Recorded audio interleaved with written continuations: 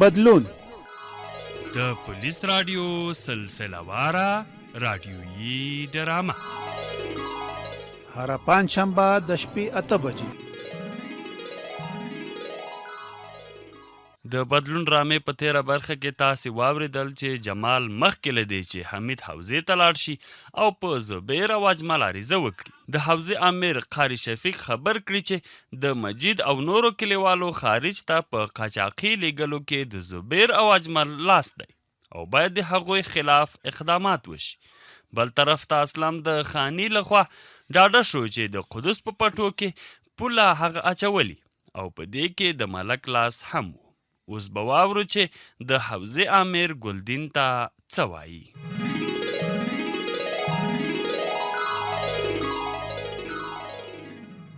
ګلدینه و ګلدینه څه وایې امیر صاحب؟ دا راغلم. لږ زر راشه، اړین کار لرم، زر کوه. څه وایې امیر صاحب؟ دا دی راغلم. خبره داسې ده چې نفر تیار کړه چې یو ځای ته ځو عملیاتو لپاره. وسله او نور وسایل هم پوره له ځان سره راواخلئ. امر مو په ځای کېږي امیر صاحب، خو چېرته ځو له خیره؟ ځو لاندې کلي ته. هلته نه اطلاع راغلې چې یو څو قاچاقبر دي، د هغوی نیول اړین دي. ساحه معلومه ده چې کوم ځای ته به ځو؟ مطلب د چا کور ته ورځو؟ د زبیر په نوم یو نفر دی، د هغه دیرې ته ورځو. هلته کوم بل نفر دی؟ او که همدا زبیر دی؟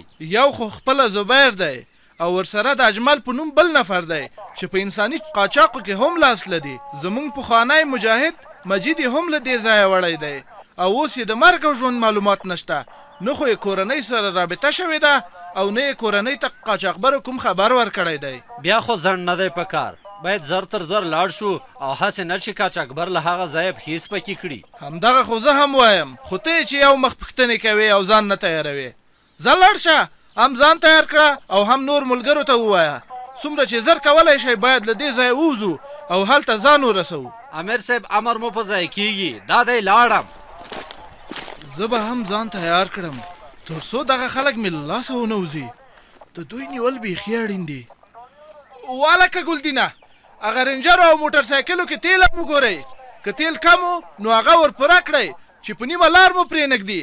بله دا چې هغه جمال هم د ځان سره خبر کړئ تر څو هلته له موږ سره یو ځای شي، ځکه ټول معلومات له همغه سره دي.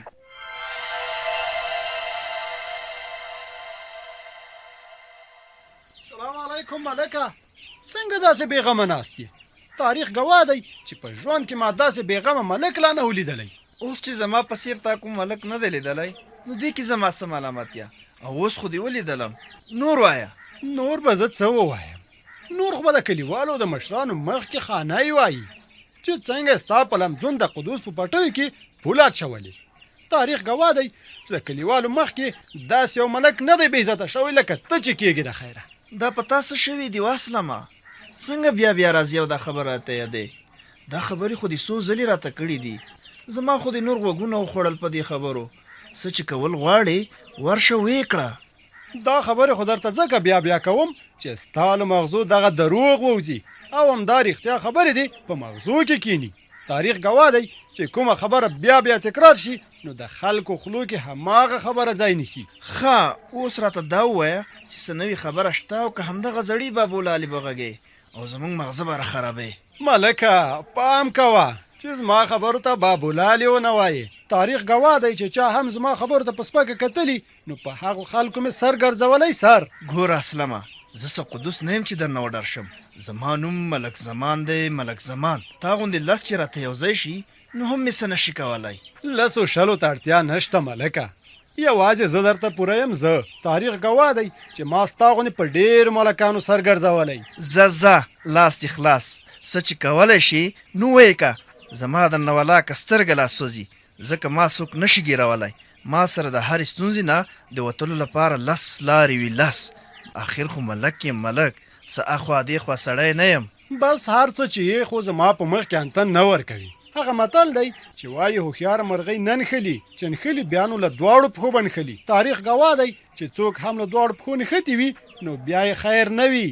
یاره اسلامه زړه دې راتنګ که راته ما تر اوسه چاته دا خبره نه ده کړې چې زما له دیرې ووځه او نه مې له دیرې څوک شړلی دي نن مجبور یم چې له خپلې دیرې دې وشړم او دا بې پښتو او بې انسانیته کار وکړم د پښتو انسانیت خبرې کوي څوک دومره د پښتو انسانیت غم که در سره وای نو ولې به د دوه کلیوال په لانجو اخته کول خلک په جنګ اچول کوم د پښتو انسانیت کار دی تاریخ ګواه دی چې تا غوندې ملکان د سمو ملکانو هم رنګ بدوي ای ځه دا یې کړي نه دا یې کړي اوس څه کوې څه دي په وسې دي ډېر څه مې له وسې دي خو له خدای ډارېږم که نه نو تا غوندې خلکو سمول زما د چپ لاس کار دی تاریخ ګواه دی چې دا ځل به در باندې سر ګرځوم خو بس چې صرف یو ځل دغه کلیوال راټول شي په خیر یاره وایم چې څه کوي وایې که خو اوس مې معاف که چې مغزه مې در سره په درد شو چې څنګه خو را مخامخ شي نو لاپې دې پیل شي دا کوم او هغه کوم دا کوم او هغه کوم زه وروره خپل کور ته دې ځه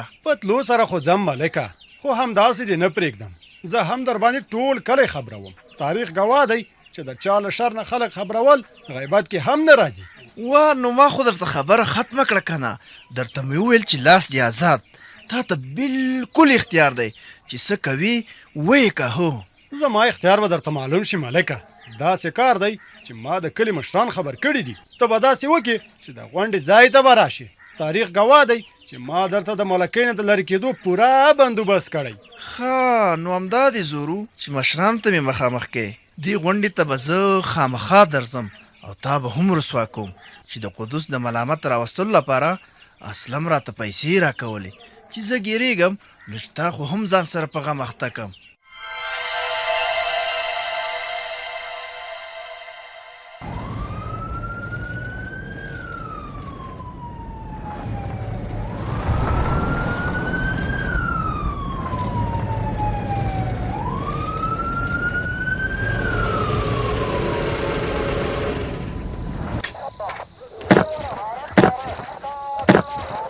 جماله همدا ځای دی که نه غلط شوي خو به نه یو نه امیر صاحب همدا د زبیر زوی دیره ده سمه ده ځانونه آماده کړئ چې خلک درنه ونه تښتي یو دوه درې الله اکبر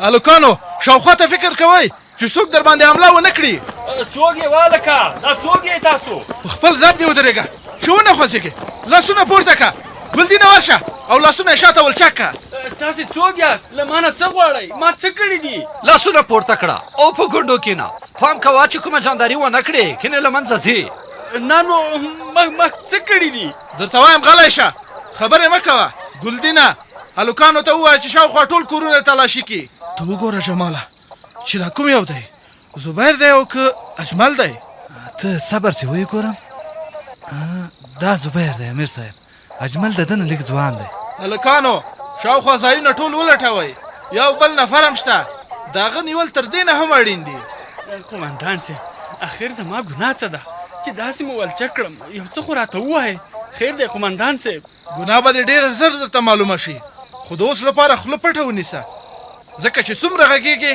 نو دومره په غم ککړېږې کاري صاحب شاوخوا کوټو کې خو څوک نشته لکه چې سړی تښتېدلی دا خو له سره کېدی نه شي ځکه خو نه څوک خبر و او نه مې دې عملیاتو په اړه چاته وینا کړې ته ووایه زبیره اجمل څه شو زه اجمل نه پیژنم قومندان صاحب اجمل څوک دی څنګه یې نه پېژنې تا سره په ټولو کارونو کې شریک دی او ته وایې چې زه یې نه پېژنم همدا به درته ښه وي چې اجمل په هکله راته معلومات راکړي او ژر کوه ګوره امیر صاحب یې او که قومندان صاحب یې زما خو دیره ده او د هر کلیوال په مخ خلاصه ده دلته خو هر څوک راتلی شي اوس چې هر څوک راځي نو ضروري خو نه ده چې زه به هغه پېژنم هم مونږ هم دومره ناخبره نه یو چې د هر کلیوال په هکله درنه پوښتنه وکړو مونږ چې د چا په هکله پوښتنه کوو مونږ خبر یو چې هغه څوک دی او تا سره یې څه کار دی نو ښه به دا وي چې د اجمل په هکله معلومات راکې که نه نو بیا به ډېر پښیمانه سې درته مې وویل امیر صاحب چې زه یې همدومره پېژنم چې زموږ کلیوال دی او بس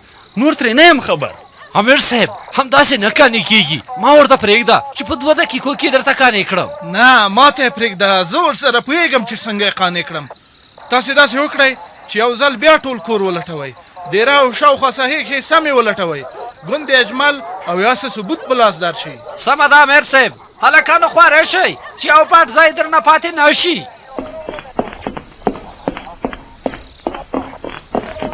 خانو ته اجمل نه پیژنې؟ ما سره شاهدان سته چې ته او اجمل په ډېرو ورانیو کې سره شریک یاست. نو ښه به دا وي چې په خپلې خولې قانع شي، که نه نو ډېره به بیا درته سخته شي. درته مې وویل امیر صاحب چې زه یې همدومره پیژنم چې زموږ کلیوال دی او بس، نور ورسره زه هېڅ کار نه لرم. امیر صاحب ټول ځایونه مو تلاشي کړل خو پیدا مو نه کړ. داسې ښکاري چې اجمل خو یا راغلی نه ده او یا زموږ له تګ نه مخکې هغه وتلی ده له دې ځایه. نو آخر چیرته به ځي؟ ته وایه داسې به رانه خلاص شي؟ وایم چې هر چیرته لاړ شي نو مونږ یې را پیدا کوو. راځئ چې ځو هلکانو.